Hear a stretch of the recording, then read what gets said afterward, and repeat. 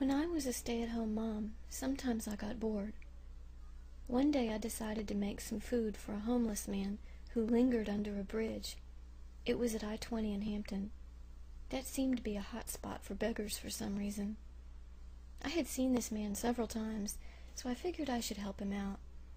I made him a sandwich and put it in a plastic bag along with some cookies, a cold drink, and a Tupperware container filled to the brim with hamburger helper, and also a fork, a real one, and a napkin, and a Bible.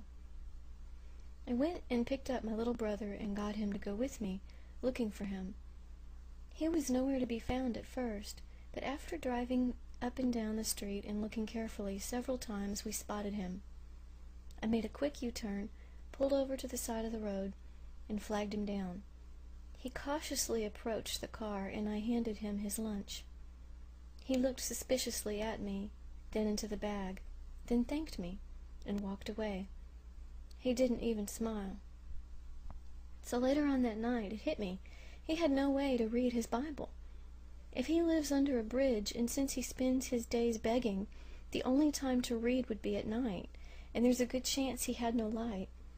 So I sat up and told Tommy that we needed to go buy a flashlight and give it to a homeless man. Tommy was quiet for a moment, then said, "Amy, what did you do this time?" I told him about me and Joe feeding this man and how I gave him a Bible, but he had no way to read it.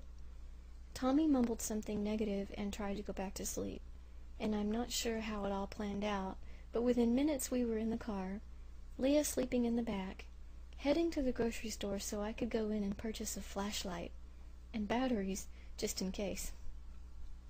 So once this was taken care of, Tommy asked, "Where is this man?" I told him which underpass. He was in a really bad mood that night. A few go-rounds under the bridge, and Viola, I saw him. I told Tommy, "There he is!" So we pulled over, and Tommy rolled down the window and yelled out at the poor man who was staring at us. I think he recognized the car. Tommy said, "Hey, did my wife give you a Bible today?" The scruffy fellow peered into the car and looked at me, smiled, and nodded. Finally, a smile. I smiled back and waved. Tommy grumbled something mean under his breath and then said to the man, "Here's a flashlight so you can read at night. My wife seems to think you need one." The man looked puzzled, took it, along with the batteries, said nothing, and walked away. Tommy was still not amused, but I was giddy all the way home. I sometimes wonder what happened next.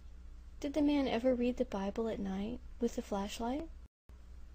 I pictured him in my mind, sitting up high on the concrete, way up high underneath the bridge, leaning against a concrete column maybe, taking in all of John's visions and revelation, and getting inspired and turned on to life once more.